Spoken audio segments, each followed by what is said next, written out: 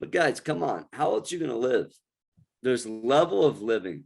How else, like, what other choices do you have? Play small. Okay. A lot of us are wanting to live life perfectly. We're wanting to like please everybody and live life quote unquote perfect.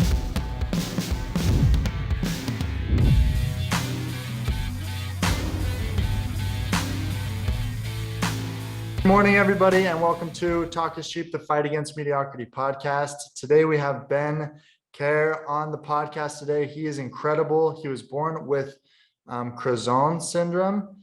And as a young boy, the doctors told him that he would live a different life. And that's exactly what he's done, as you'll find out later in the episode.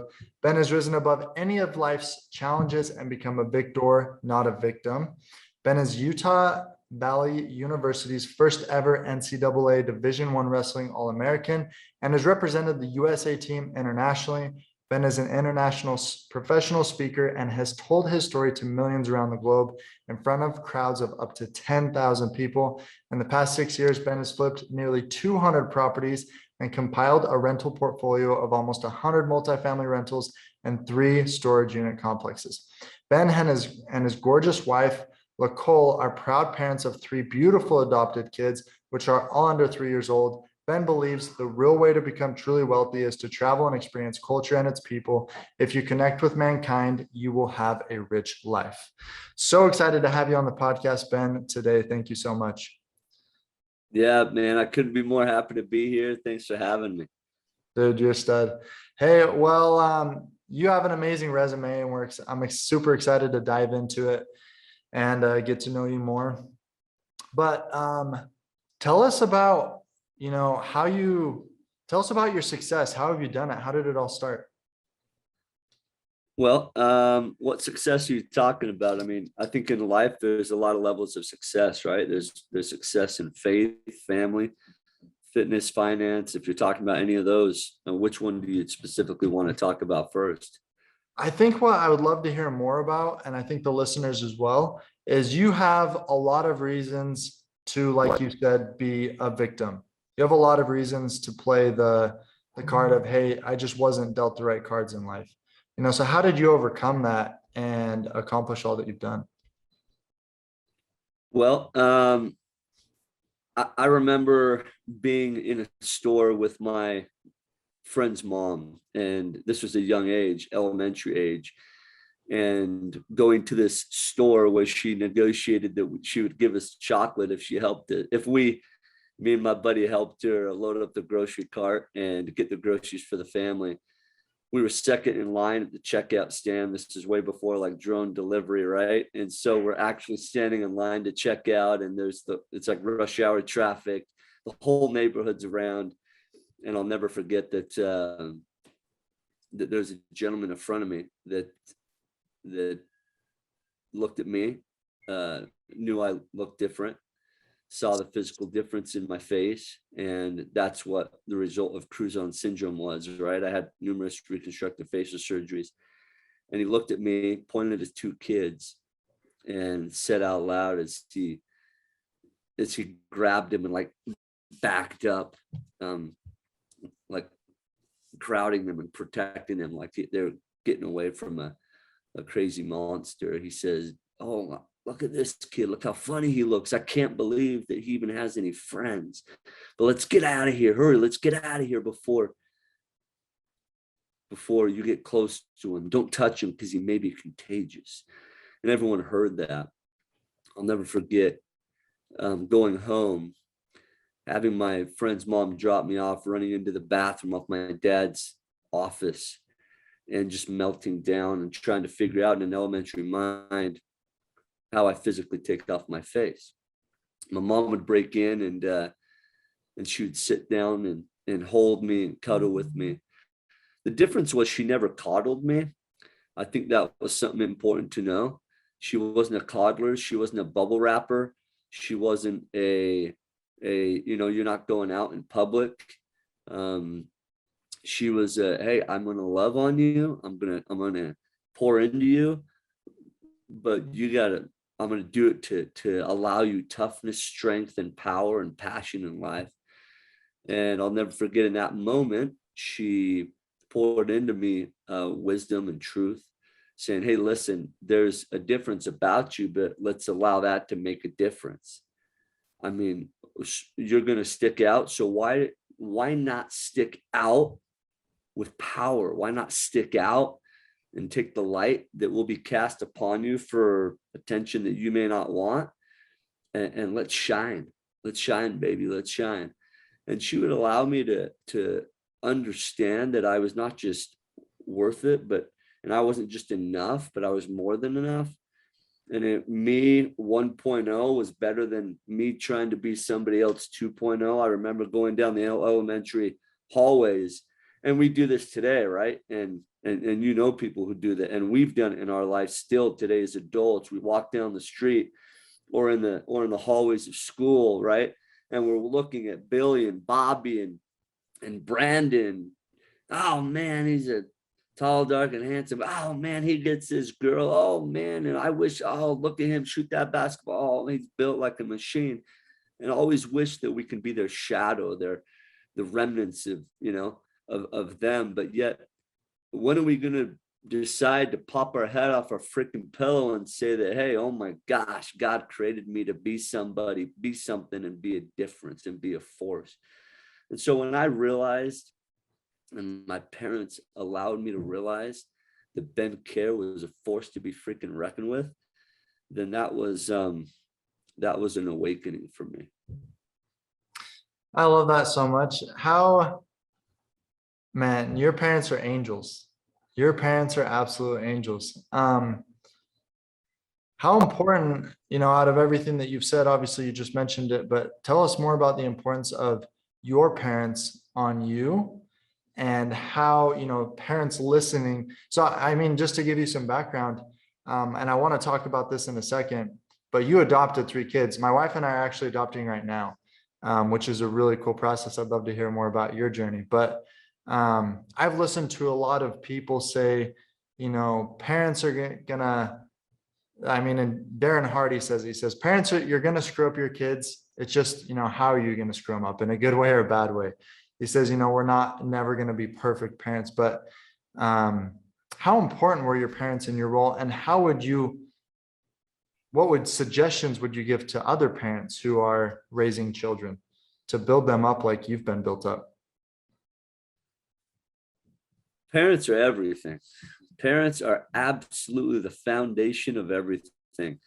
But just remember, there's 2 types of coaches, because parents are very much like coaches. There's the coach that verbally says, do this play, X and O, X and O, and X and O. Do the extra morning workout. Do this before you come to practice. That can be a verbal leader. And then there's the coach that's an action leader, who does do the extra stuff physically. He shows up early. He leaves later. You see him, and he's himself, doing those type of actions that he's asking you to do. And then there's a leader that does both, right? There's a coach that does both. He's verbally supportive. He's verbally powerful to the mind, the spirit, and the body. And he also does the action. So I think oftentimes as parents, we are telling them to do something, and then we we do the other.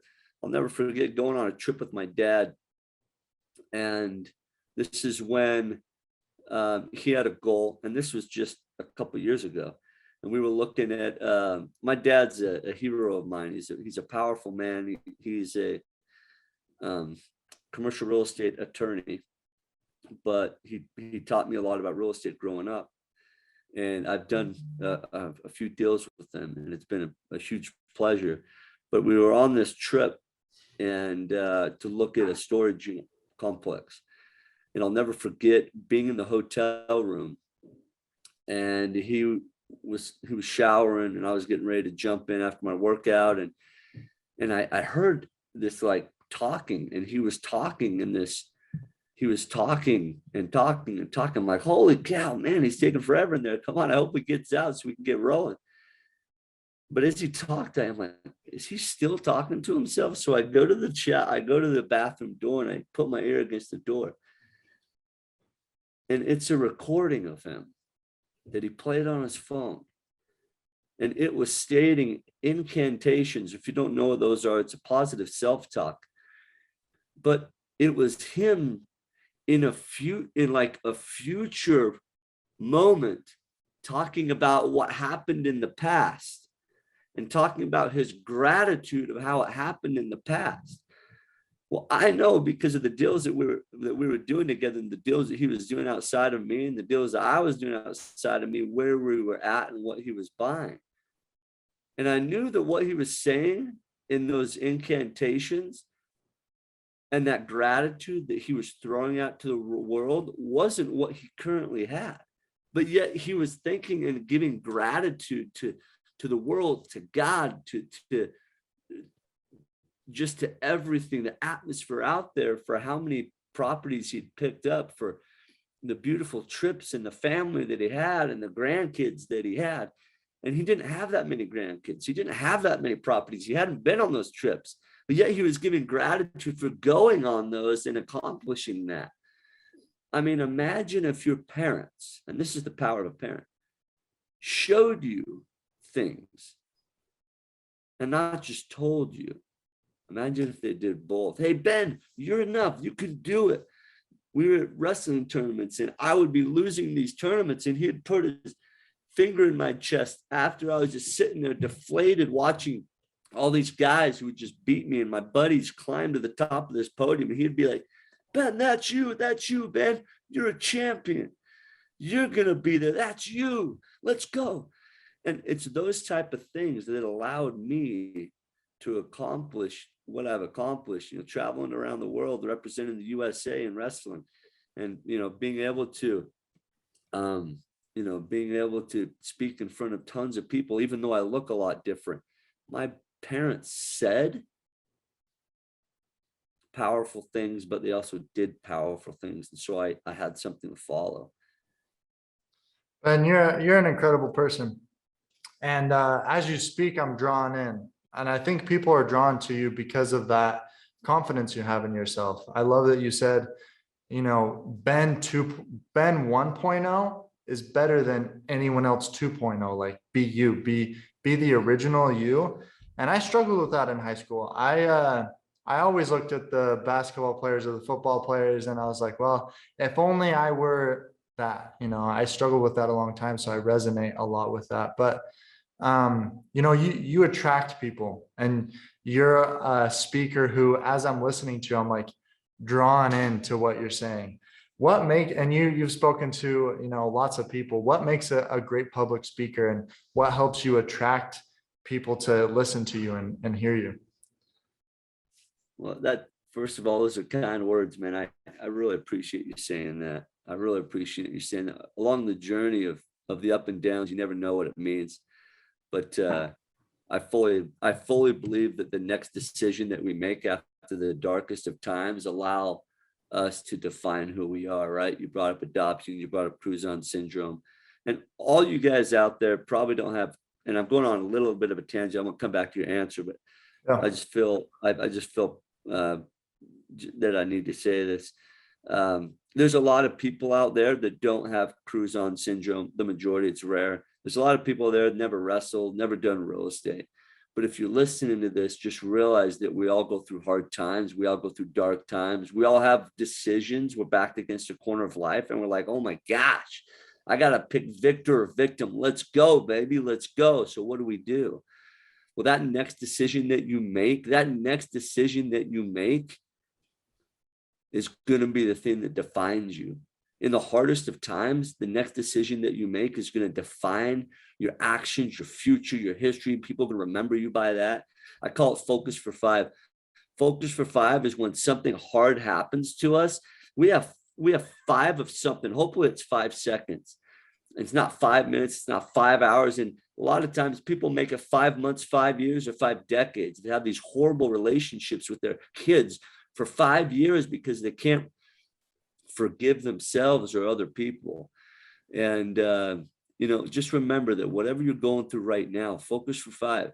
That may be 5 days for you, but focus on what it's going to take for you to make that victor mentality decision and not be a victim. Say sorry, go out there and apologize, take someone else out. And those are the things that allow you to go forward and make an impact. So I just felt like I need to say it. Someone out there need to hear that today. But what is it that allows me to be up and tell my story in front of people? Vulnerability, period. Vulnerability. It took me 30 years, Kevin, to tell my story. 30 years to allow myself to get up and say, you know what? The difference that is me, my face, I'm going to allow that to be underneath the spotlight. But I'm also not going to let that spotlight rest too long on me and allow it to burn me.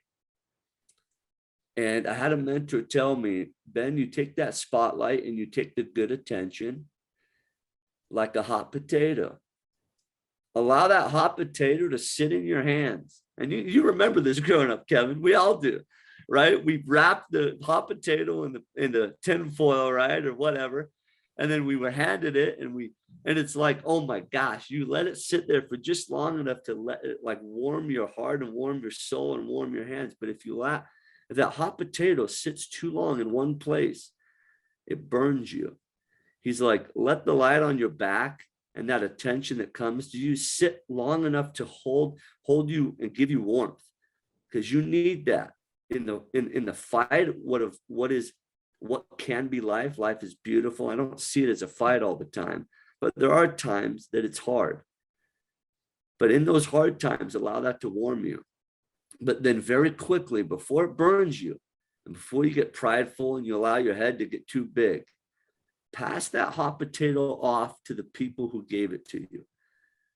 And so I think it's important for you to step up and to be a speaker, or just to tell your story. Number one, be open to telling your story. Be open to allowing the scripture of your life to be placed. Have it be told so other people can read it. Be open. Secondly, when that attention and that light comes because you did put yourself out there, give it to the people who gave it to you. Give gratitude off, whether it's your parents, whether it's your siblings, whether it's your friends, your coaches, your mentors. Give it back to them before it burns you too long. Otherwise, it can be painful, and you could come across with the wrong intention. I love that.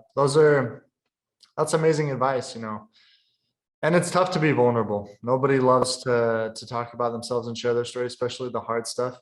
I would love, and I think the listeners as well, tell us more what it means to be a victor and not a victim. Where did that phrase come from for you?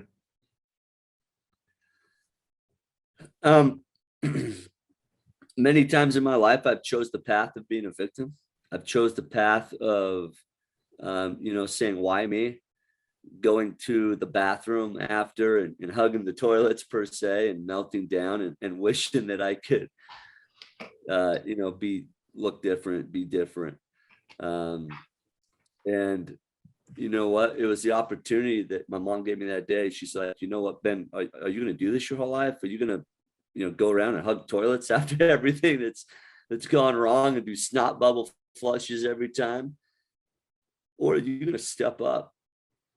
And are you going to defy the odds? Are you going to be a force for good? And that's your choice. How are you going to define your life? Are we going to thrive, or are we just going to survive? Right? Are we going to define what we can do? I think I know people out there can do it, and it's hard. Vulnerability is tough, but guys, come on. How else are you going to live? There's a level of living. What other choices do you have? Play small. Okay. A lot of us are wanting to live life perfectly. We're wanting to please everybody and live life quote unquote perfect. There's only one man that walked this planet perfect, and that was Jesus. And just realize that he's the only man that can do that. and even he was crucified. So there's two fears of mankind, the fear of being enough and the fear of failure. That can kill us. Kevin, you have it. I have it. Our parents have it. Our coaches have it. Our friends have it. Our mentors have it. But how many of us allow that to control and suffocate us, right?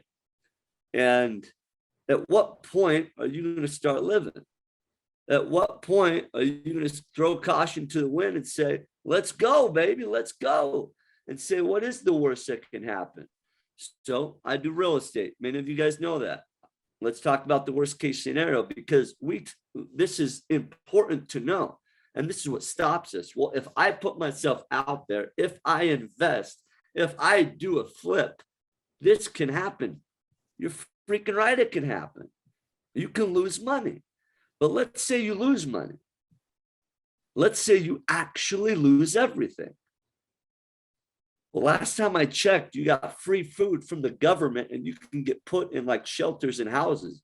Is the food as good as what you have now? Well, last time I checked, I saw someone with stamps checking out in front of me and they were buying better food than I was, right? The shelters, yeah, they're probably not as good, but I bet one of your friends or family members can put you down in their basement. So what is the worst case scenario? I bet that worst case scenario is more dangerous to your pride than what it is to you physically. Why? Because we have a government that just is willing to print money. And they do that for a lot of reasons, but one of them is to protect you. Maybe too much. Because somehow, even with all that protection, there's still a bubble wrap of people walking around being robotic and not willing to step out. So I give you guys my best of luck if that's you. Join the craze of what is, robot 101. That's how you live. But I tell you what, the people who are on their deathbed talk about the regrets they have of what they did not do, not necessarily what they did. And so don't be that person. Don't have that regret. Have that revival, have that rebirth today and say, let's freaking go.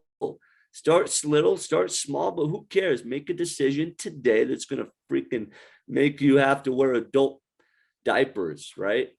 Because man, I can tell you, and I'm here on this podcast talking, but you have no idea how many sleepless nights I had in the last week. Wake up at 2 a.m., can't go to sleep till 6:30 a.m. because some things I'm doing right now absolutely terrifies me.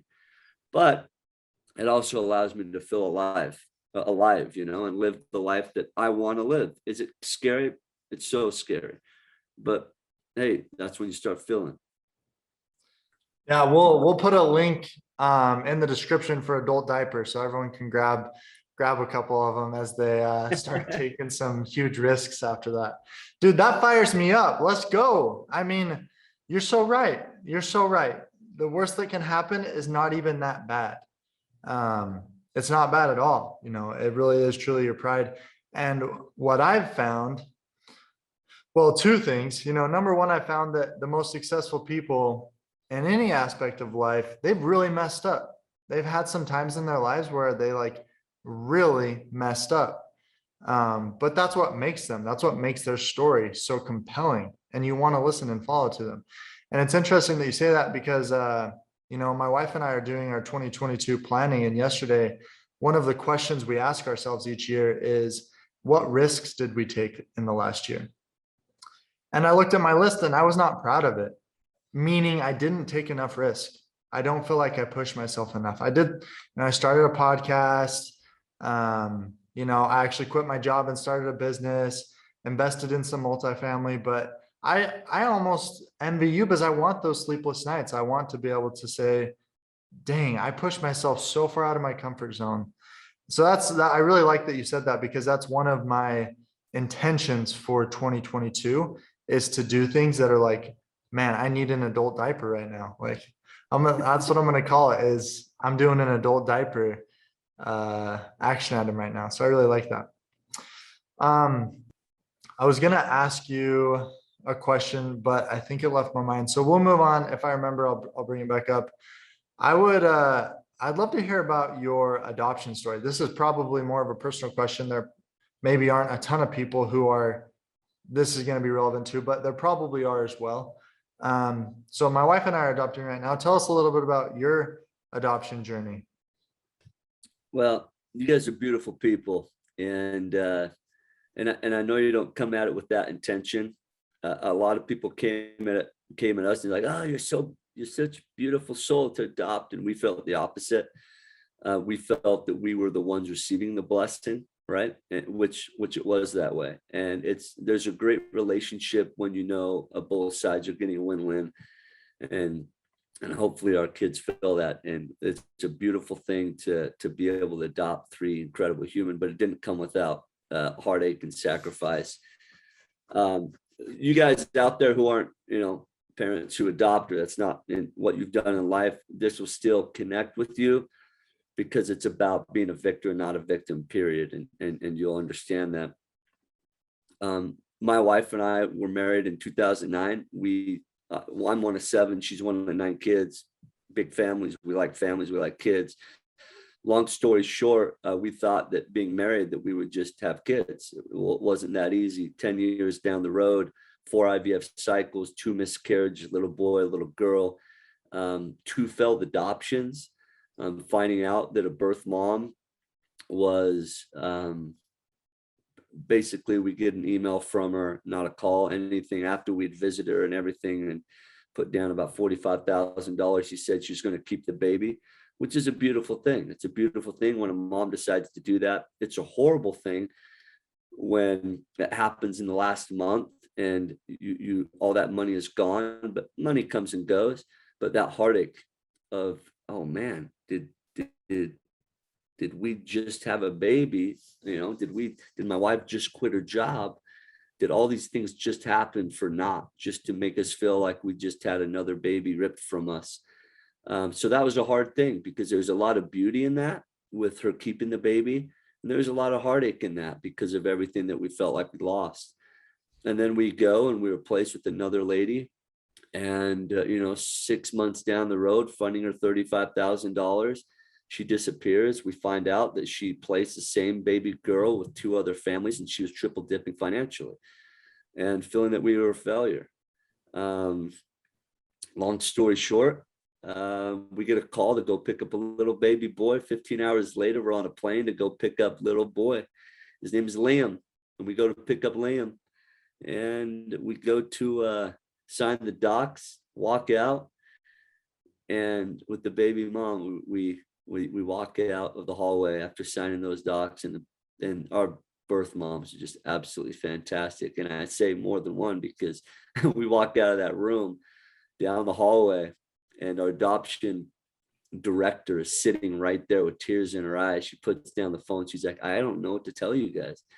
This rarely happens. And she looks at my wife. She's like, you're a twin, right? And my wife's an identical twin. And she's like, yeah. She's like, did you like it? She's like, I loved it. And she said, well, would you like to raise kids like twins? There's a little baby girl being born in a couple of days, 20 minutes away. This birth mom would love to place her baby with you guys if you guys are open. We go home with 2 kids, 5 days apart, Irish twins. My family has no clue. And we surprised them. It went viral. It went through social media and YouTube, almost 60 million views in the last couple of years. And we were able to see our story as we opened up about the story take effect. We've received messages, and we've received things, messages and stories from parents that were going to terminate the baby in the womb, abortion. And they saw our video, and they saw the family that was so happy and joyful and an acceptance of a baby, whether they looked like us or not.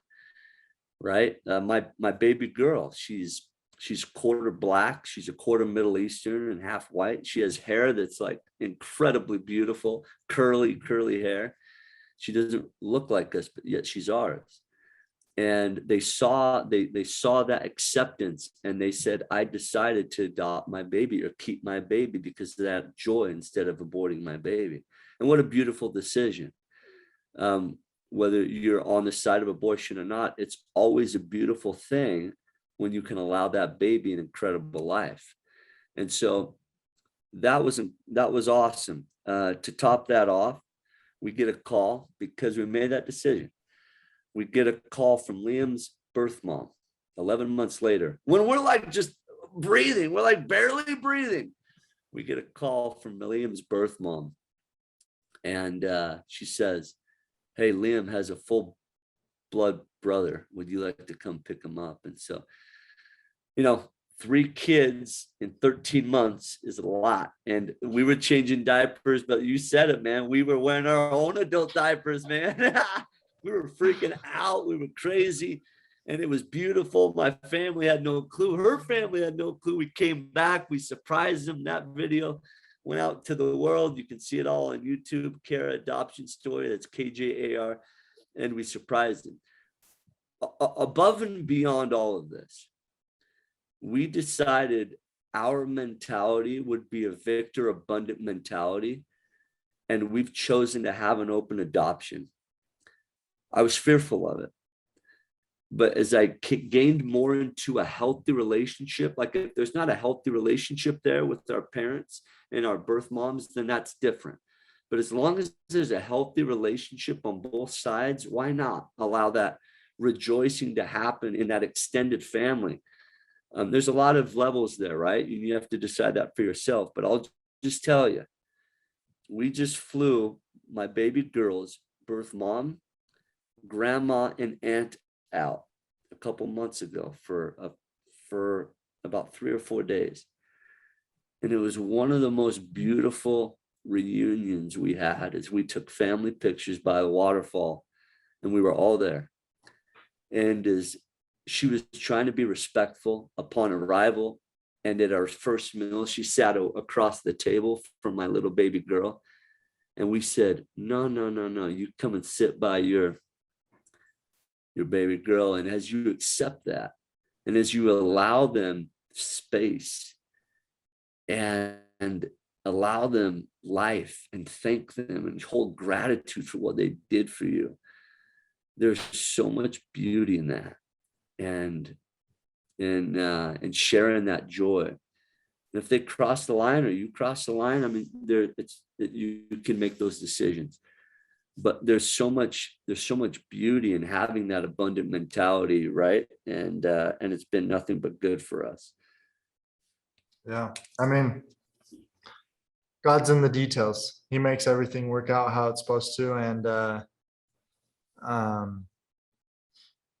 I can imagine that it being so hard for you and your wife to adopt makes it that much sweeter, that much more significant in your life.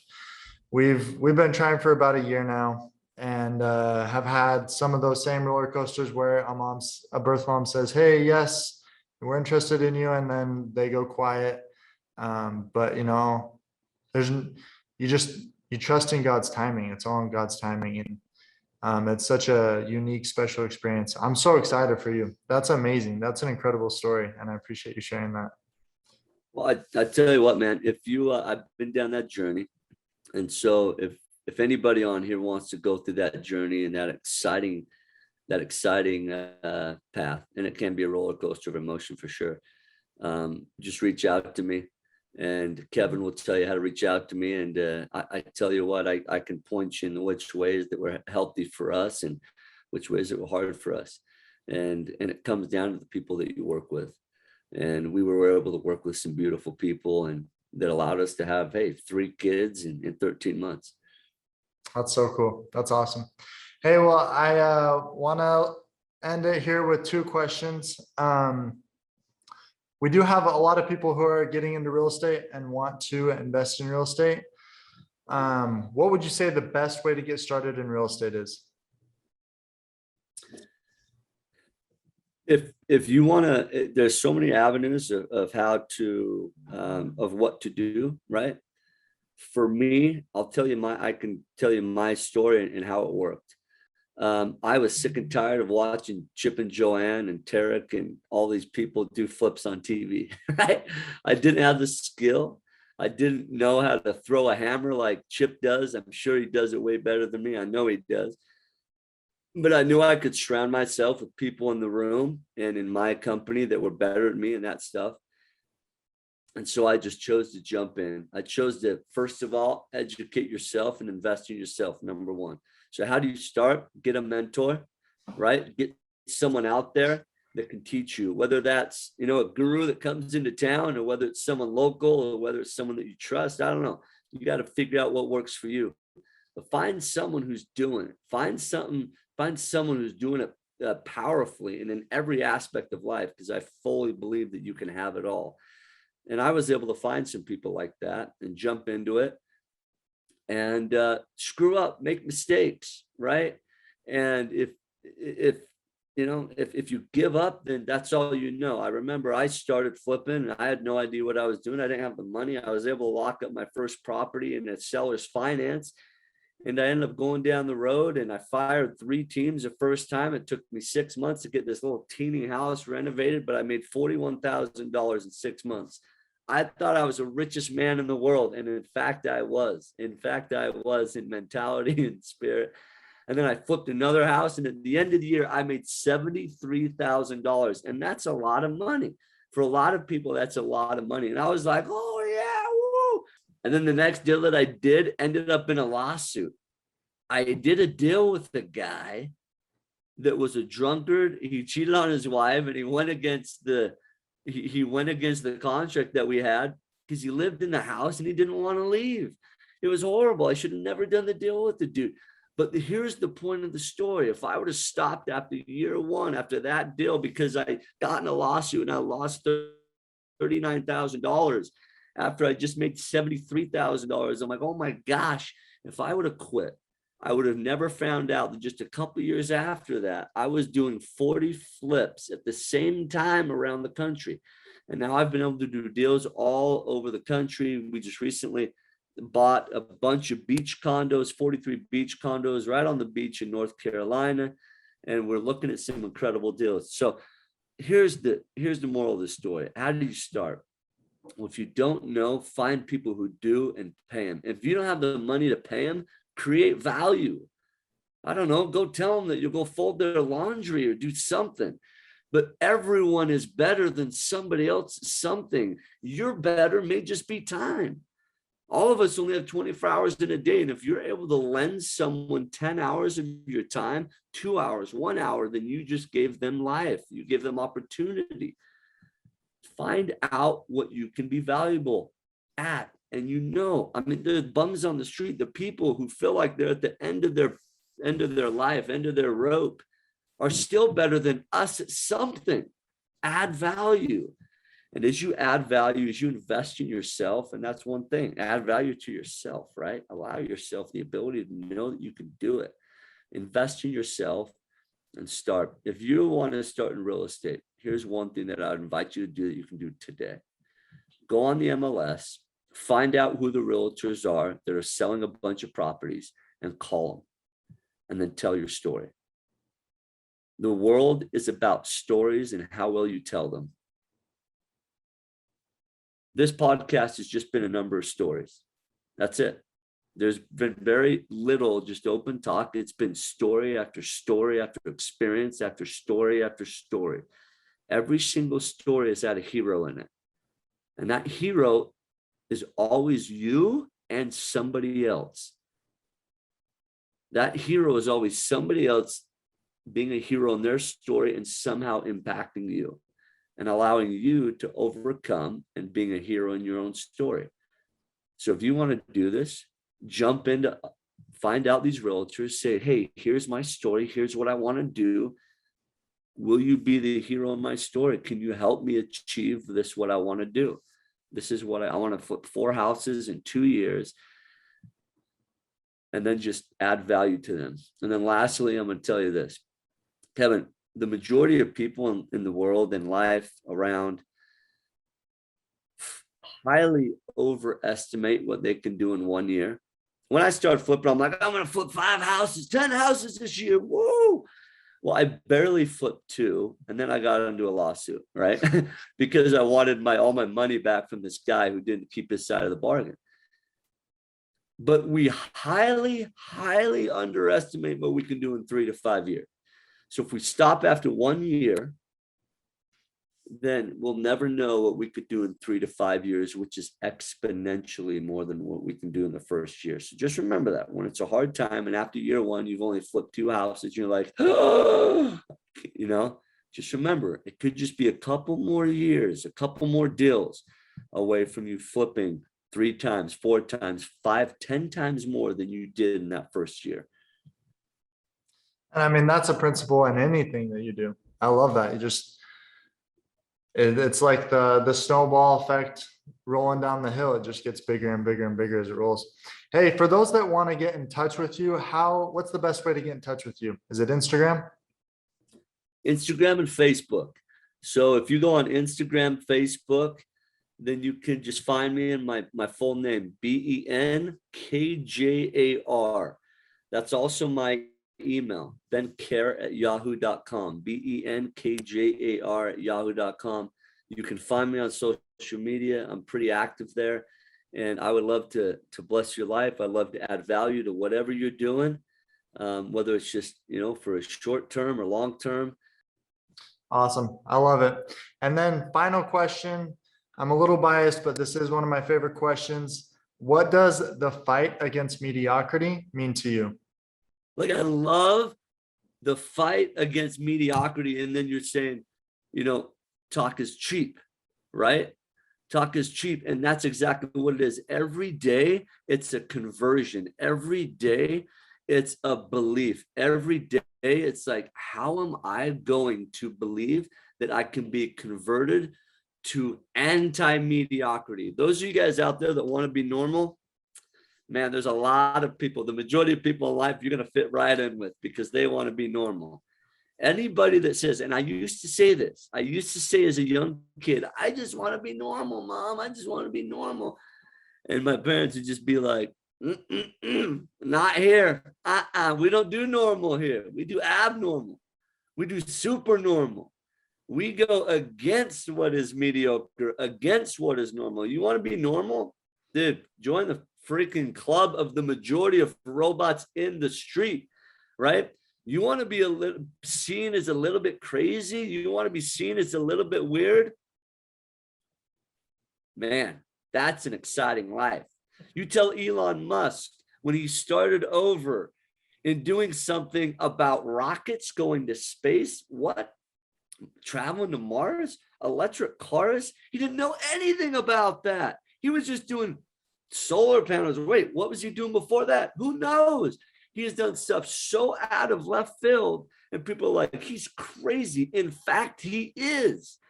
And that's why he does crazy, cool, incredible things. So the more crazy, abnormal, and like anti-mediocre you can become, man, the more you will light up people's lives, and the more people will come to you and say, how can I have that piece of light and energy in me? Because it's not normal, and I hate being mediocre and normal. So that's what it means to me. It means life. It means like the injection of like energy, passion, and whatever you're doing, whether you think it's your life calling or not, do it passionately. Because like you can't just press the play button once you find what you feel like you're like meant for. It's what you are, and it will help you live passionately, but who you are is passion, and what you do is passion. Like live more of that, live more life, breathe life into people, walk in the room and people are like, oh, yes, I want to be him. I want to touch him. I want to run shoulders with her. I want that injection in my life. Life can be hard. And so inject your life and other people with the energy that life needs to be made of. That is amazing. That is an amazing note to end on. Thank you so much, Ben. You've definitely breathed that into all of us, and I know all of us can do that as well. Thank you so much. Again, if you want to connect with Ben, hop on Instagram, email him. He gave us his email, benkjar@yahoo.com. He's an incredible resource. Thank you so much for listening, and we'll catch you on the next episode.